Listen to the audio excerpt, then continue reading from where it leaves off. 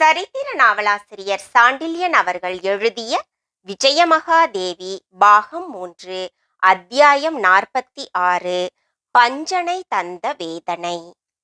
மச்சுஸ்தலா மாளிகை வாயிலிலேயே தன்னை எதிர்கொண்ட ராணிகள் இருவரையும் முதலில் மூர்சமதின் காயங்களை கவனிக்கும்படி உத்தரவிட்டும் அவர்களின் பணிவிடையை ஏற்க மறுத்து புரவிகள் இரண்டையும் அழைத்து கொண்டு கொட்டடியை நோக்கி நடந்து கொண்டிருந்த மூர்சமதை நோக்கிய விஜயன் கண்களில் வியப்பு கலந்த நன்றியும் மதிப்பும் தாண்டவமாடவே ராணிகள் இருவரும் பொறாமை கொள்ளவே செய்தனர்.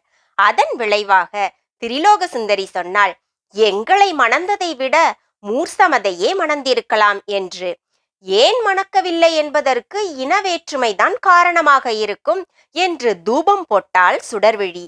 மூர்சமதிடம் தான் கொண்ட அக்கறை காரணமாக ராணிகள் இருவரும் தன்னை கேலி செய்வதை புரிந்து கொண்ட விஜயன், ராணிகளே, நீங்கள் சொல்வதில் பொருள் இல்லை என்று கூறினான்.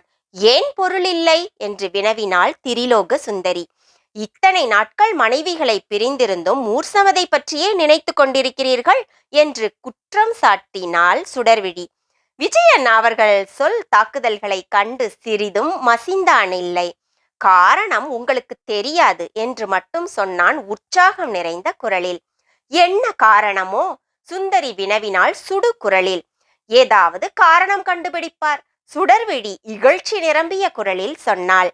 அந்த ராணிகளின் மனம் விஜயனுக்கு சந்தேகமற புரிந்திருந்தாலும் இத்தனை நாள் பிரிந்ததால் ஏற்பட்ட வேட்கையே அவர்கள் சினத்துக்கும் பிணக்குக்கும் அஸ்திவாரம் என்பது அறிந்தே இருந்தாலும் அதை வெளிக்கு காட்டாமலேயே சுந்தரி, சுடர்விழி, எனக்கு தாயார் இல்லை என்றான் கனிவு நிரம்பிய குரலில்.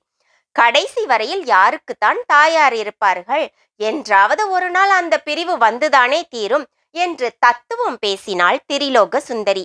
தாயாரை எங்கிருந்து கொண்டு வர முடியும்? தாய்க்கு இணை தாய்தானே என்றாள் சுடர்விழி. அப்படி அல்ல சுடர்விழி. சுந்தரி, எனக்கு தாய்க்கு பதில் மூர்சமது இருக்கிறான். என் மீது தும்பு பட்டாலும் சகிக்க மாட்டான். குபுலகல்லா போர் முடிந்ததும் என்னை துரித பயணம் செய்ய விடவில்லை அவன்.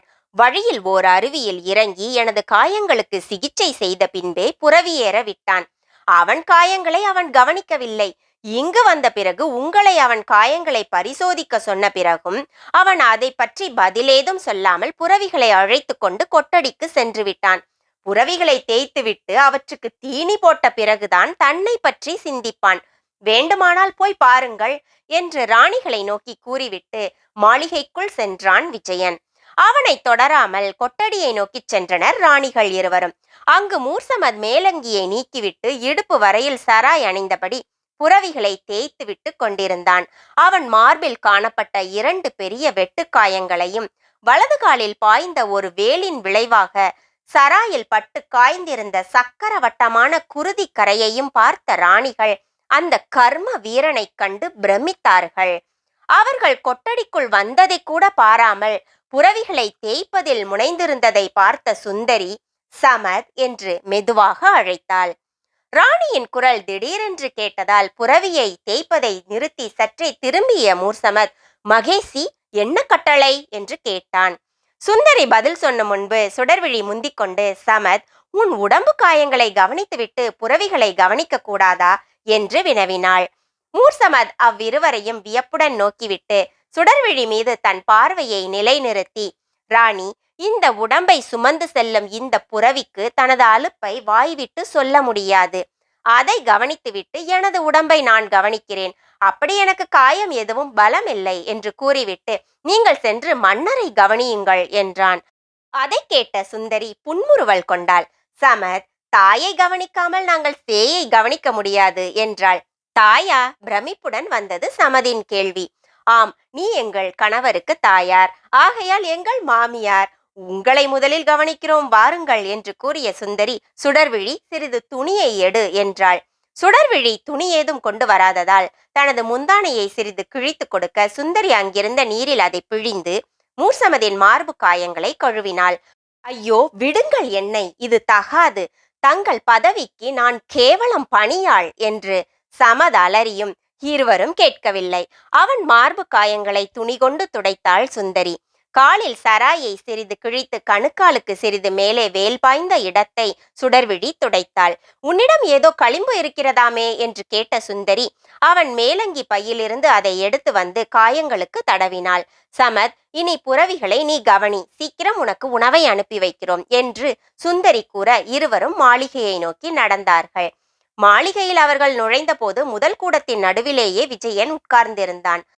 சுந்தரியும் சுடர்விழியும் வேகமாக உள்ளே நுழைவதை பார்த்ததும் சமத் என்று ஏதோ சொல்ல துவங்கியவனை பேச ஒட்டாமல் தடுத்த சுடர்விழி, மாமியாரை கவனித்து விட்டோம், இனி மருமக பிள்ளையை கவனிக்கிறோம் என்றாள் சுந்தரி. அதிகமாக ஏதும் பேசாமல் வாருங்கள் நீராட்ட அறைக்கு என்று அவனது வலது கையை பிடித்து தூக்கினாள்.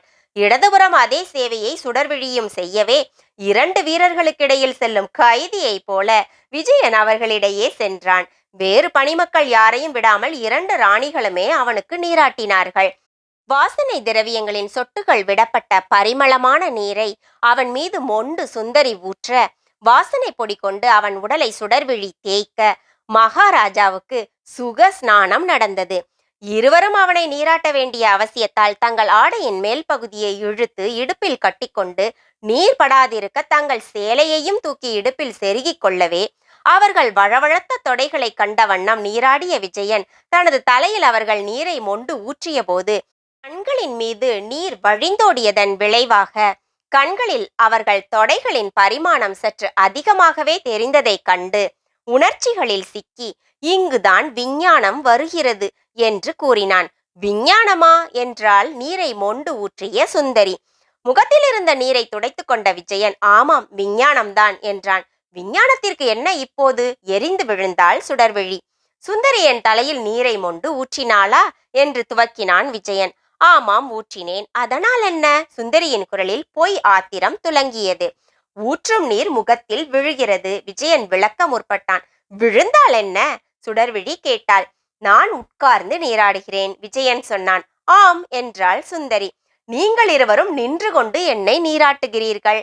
ஆம். அதனால் எனது 2 பக்கங்களிலும் ஓஹோ, நீர் முகத்தில் விழுவதால் நீரின் மூலம் பார்க்கும்போது உங்கள் மேல் கால்கள் 4ம் பெரிதாக கதளி நிறுத்துங்கள் என்றாள் சுந்தரி. பொல்லாத கண்கள் என்றாள் சுடர்விழி. ஆனால் அந்த இருவர் சொற்களிலும் ஆவல் நிறைந்து கிடப்பதை கவனித்த விஜயன் அவர்களை தலை துவட்ட சொல்லி எழுந்தான். இருவரும் அவன் உடலையும் கால்களையும் துவட்டிய பிறகு அவர்களை வெளியே செல்ல பணித்த விஜயன் நீராட்ட அறை கதவை சாத்திக் கொண்டு உடல் பூராவையும் துடைத்து கொண்டு அங்கிருந்த பட்டாடையை அணிந்து வெளியே வந்தான். கதவுக்கு அருகிலேயே நின்ற ராணிகள் அவன் காயங்களுக்கு மருந்து போட்டதும் அவனை உள்ளறைக்கு அழைத்துச் சென்று உணவு பரிமாறினார்கள்.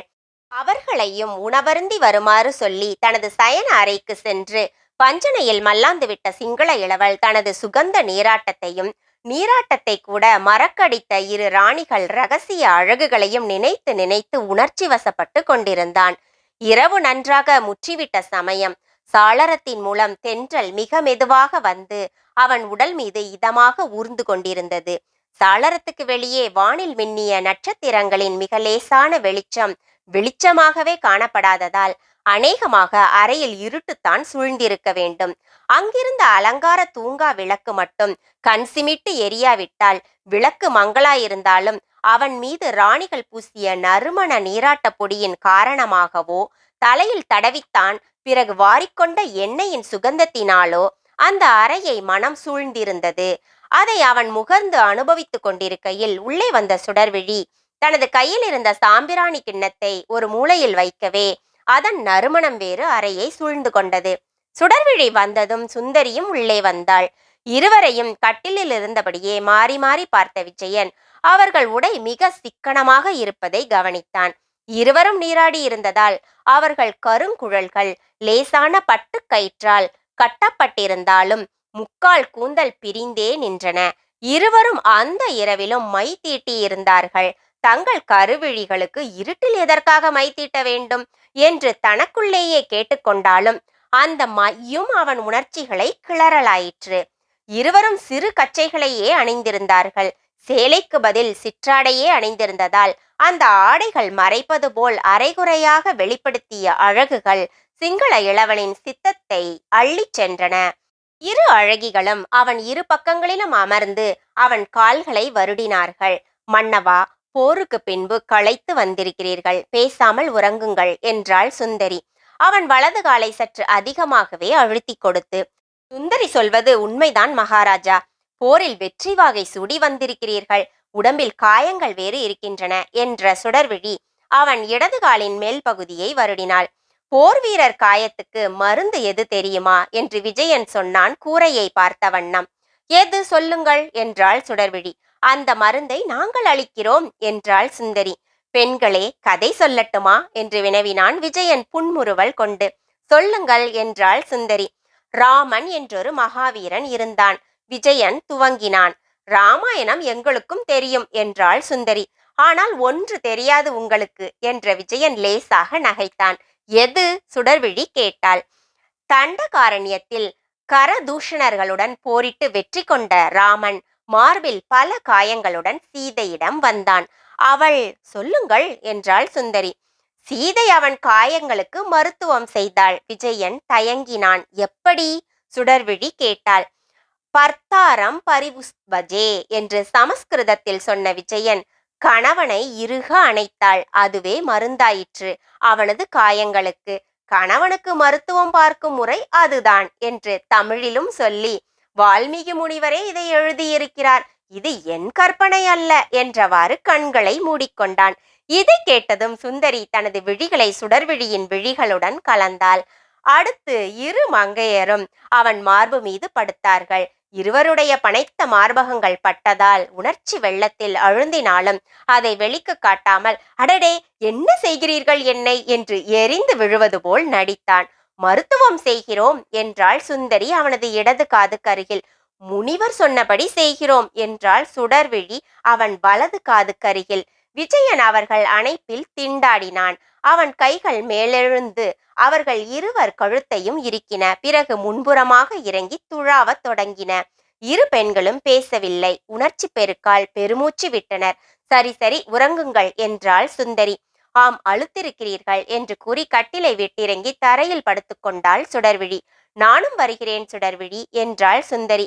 வேண்டாம், எனக்கு இதுவே சௌகரியமாக இருக்கிறது என்ற சுடர்விழி. அக்கா, இந்த மண்ணுக்குத்தான் மன்னர் போராடுகிறார், அதைவிட கட்டில் உயர்ந்ததா என்று வினவினாள். பிறகு கண்களை மூடி உறங்கிவிட்டாள். உறங்கிவிட்டாளா அல்லது உறங்கியதாக பாசாங்கு செய்தாளா? கட்டிலில் இருந்த இருவருக்கும் தெரியாது. நள்ளிரவுக்கு பின் அலுத்து உறங்கினாள் சுந்தரி. அவளை நித்திரை சோதித்த விஜயன் கட்டிலிலிருந்து இறங்கி மண்ணில் கிடந்த மலர் உடலை தழுவினான். அவள் கைகளும் எழுந்து அவனை வளைத்து இருக்கின. நான் வருவீர்கள் என்பது தெரியும். இதை சொன்ன பிறகு சுடர்விழி பேசவில்லை. பேச்சுக்கு அவசியமில்லாத நேரம் கட்டிலில் கிடந்த சுந்தரி சிந்தித்தாள்.